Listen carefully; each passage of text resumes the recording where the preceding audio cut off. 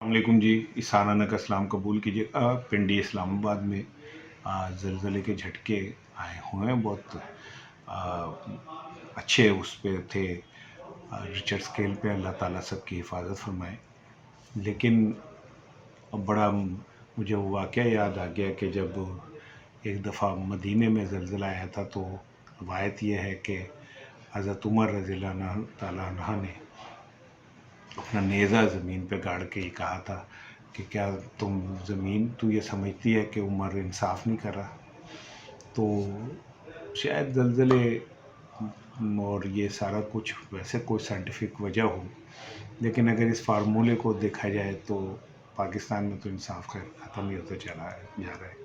آج میں نے آپ سے بات کرنی ہے کہ وزیر اعظم کی اور چیف جسٹس صاحب کی ملاقات ہوئی ہے، اور جو 6 ججز ہیں جن کے خط کے اوپر بھی گفتگو ہوئی، تو اس میں کیا آؤٹ کم ہو سکتا ہے اور اس ملاقات کے نتیجے میں کیا چیز حکومت سامنے لا سکتی ہے، لا بھی سکتی ہے، یعنی اس جوگے ہیں بھی کہ نہیں، ان میں اتنا تھپڑ ہیں بھی کہ نہیں کہ یہ کچھ کر سکیں۔ یہاں تک کہ میں تو یہاں تک بھی کہوں گا کہ محترم چیف جسٹس صاحب کیا اس خط کے اوپر کوئی رسپونڈ کر سکتے ہیں یا نہیں کر سکتے، اور کر سکتے تو کیسے کر سکتے، اور نہیں کر سکتے تو کیوں نہیں کر سکتے۔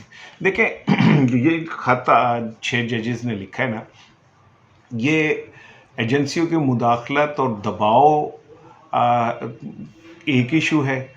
دوسرا ایشو عدلیہ کے اندر موجود جو جج ہیں، عمران مخالف جج، ان کے ایک تعصب کی بھی نشاندہی کرتا ہے۔ مثال کے طور پہ اس خط میں انہوں نے لکھا ہے کہ ٹیریان کیس میں عمران خان کے خلاف 3-1-2 سے فیصلہ ہے۔ 2 ججز نے کہا کہ یہ ناقابل سماعت ہے، لیکن چیف جسٹس اسلام آباد ہائی کورٹ نے، وہ ایک جج نے جو اختلافی نوٹ تھا اس کو فیصلہ ڈکلیئر کر کے اور دے دیا۔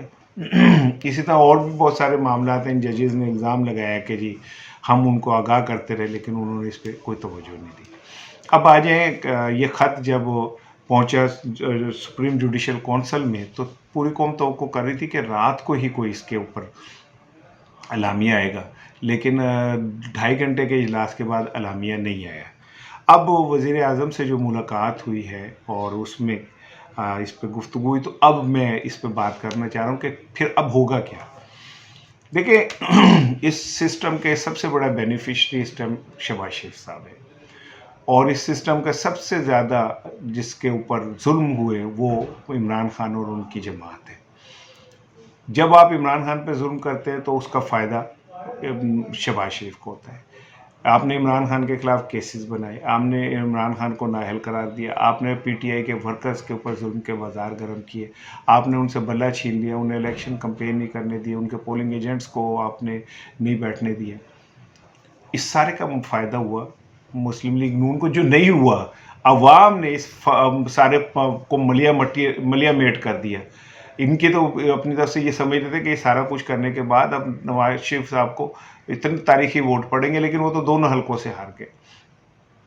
کیا چیف جسٹس صاحب کو نہیں پتا تھا کہ عوام پہ ظلم ہو رہا ہے؟ کیا چیف جسٹس صاحب کو نہیں پتا تھا کہ ان کی عدالتیں ماورائے قانون عمران خان کو سزائیں دے رہی ہیں؟ کیا چیف جسٹس صاحب کو نہیں پتا تھا، خود انہوں نے بلے والے ایشو میں عمران خان سے بلہ چھین لیا؟ کیا چیف جسٹس صاحب کو نہیں پتا تھا کہ پاکستان میں پولیٹیکل ورکرز کے ساتھ کیا ہو رہا ہے؟ کیا انہوں نے کسی ایک کے اوپر بھی ایکشن لیا؟ جب انہیں یہ پتا تھا کہ ججز برادرز تعصب پہ سارا کچھ کر رہے ہیں، کیا انہیں نہیں پتا تھا؟ کیا ان کی عدالتوں نے جن لوگوں کی ضمانتیں دی اور وہ رہا نہیں ہوئے تو اس پہ انہوں نے کوئی ریئیکٹ کیا؟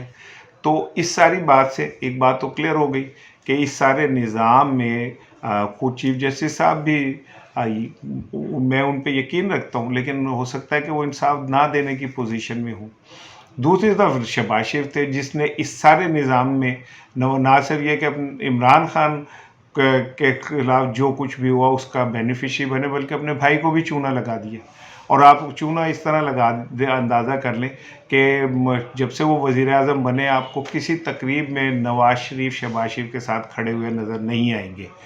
وہ اپنی بیٹی کے ساتھ تو موو کرتے ہیں، جگہ جگہ جاتے ہیں، لیکن کسی ایک جگہ پہ بھی शहबाज शरीफ के साथ आपको वो खड़े हुए नज़र नहीं आते। तो ये जो आज की मुलाकात हुई है, इसमें ये तो नहीं तय हुआ कि जी जो जजेस ने इतने बड़े इल्ज़ामात लगाए हैं इसकी आज़ाद इंक्वायरी होनी चाहिए। इसमें तो ये तय हुआ कि इसे किस तरह मैनेज किया जाए। रात से ही आप अंदाज़ा कर लें कि मुस्लिम लीग नून के जो पेड दानिश्वर हैं, वो इन 6 जजों के ऊपर मुसलसल जो है वार कर रहे हैं और उनके हवाले से बहुत गलीज़ किस्म की गुफ्तगू कर रहे हैं। और ये वही दानिश्वर हैं जो जस्टिस एक जज शौकत सिद्दीकी के एक तकरीब में खिताब के ऊपर इन्होंने पाकिस्तान के निज़ाम का टल खड़का दिए थे। जब 6 जज, एक जज के मुकाबले में 6 जज जो हैं, वो खाली कह नहीं रहे, किसी तकरीब में जज्बाती तकरीर नहीं कर रहे, वो उन्होंने खत लिखा है, एक दस्तावेज, तारीखी दस्तावेज बनाई है और वो सुप्रीम कोर्ट के में लेके गए हैं। यानी ये कोई छोटी बात नहीं। पाकिस्तान की 75-76 साल तारीख में कभी ऐसे नहीं हुआ कि 6 जजों ने मिलकर इस निज़ाम को नंगा किया हो। अब वो जो मुस्लिम लीग के और ताकतवरों के पालतू सहाफ़ी हैं, उनके पेट में दर्द है, वो बोल रहे हैं, लेकिन चले मुझे उससे कोई मर्ज़ नहीं, हर बंदे की रोज़ी रोटी है, उनकी रोज़ी रोटी लगी हुई है तो लगी रहे। लेकिन मैं ये समझता हूँ कि अगर कोई आप ये उम्मीद बनाने बैठ गए हैं कि शायद इससे कोई अब सुप्रीम कोर्ट को तारीखी फ़ैसला कर देगी, तो ऐसा कुछ नहीं है। बदकिस्मती से जो हमारी अदलिया है वो हमेशा सच बोलती है, लेकिन तब जब वक्त गुजर गया होता है। भुट्टो को फांसी हो जाती है, वो शहीद हो जाते हैं, फिर बोलती है। धरना गुजर जाता है, फिर बोलती है। तारीख के बदनसीब दौर में से हम गुजर जाते हैं, फिर बोलती है। लेकिन ये कभी सच वक्त के ऊपर नहीं बोलती, कभी इसने किसी जाबिर हुक्मरान के सामने सर उठा के नहीं खड़ी हुई। तो अब भी आप अगर ये तवक्को करें कि ये हम अदलिया एजेंसियों के ख़िलाफ़ और इदारों की मुदाखलत के ख़िलाफ़ कोई तारीख़ी फ़ैसला करेगी, या वो वज़ीर आज़म जो है ही उनका मरहून मिन्नत, उन्हीं की वजह से वज़ीर आज़म बना हुआ है, हालांकि अब वो नाम के वज़ीर आज़म है, असल वज़ीर आज़म मोहसिन नकवी हैं, जिनके हाथ में सब कुछ है, जो सबसे तगड़े हैं। तो इन हालात के अंदर अगर आप कोई तवक्को रख रहे हैं, तो ज़रा अपने तवक्कुआत के घोड़ों के नाभें खींच लें, तो उनको ज़रा स्लो कर लें। इस निज़ाम में कोई इनकलाब नहीं आ सकता। इस निज़ाम में ये थोड़ी हो सकता है कि एजेंसियों को आप को कटहरे में खड़ा कर देंगे, इतनी तो किसी में ज़रूरत ही नहीं है। तो ये जजेस बोल पड़े कि कोई आज पहली दफ़ा ऐसा हो रहा है, पता नहीं कई दहाइयों से यही सब कुछ होता आ रहा है, इसी तरह सब कुछ होता हो चल रहा है। तो ये चलता रहेगा। जिस मुल्क का वज़ीर आज़म हाउस बग हो और वहाँ पे सीक्रेसी कोई ना हो, तो बाकी जगह का क्या किया जा सकता है। एक लंबी जंग है जो न जाने कितने सालों में ख़त्म हो, तब तक न जाने कितनी जानें ले जाए। लेकिन आप सुप्रीम कोर्ट से कोई खैर की तवक्को ना बांधें। अस्सलाम वालेकुम।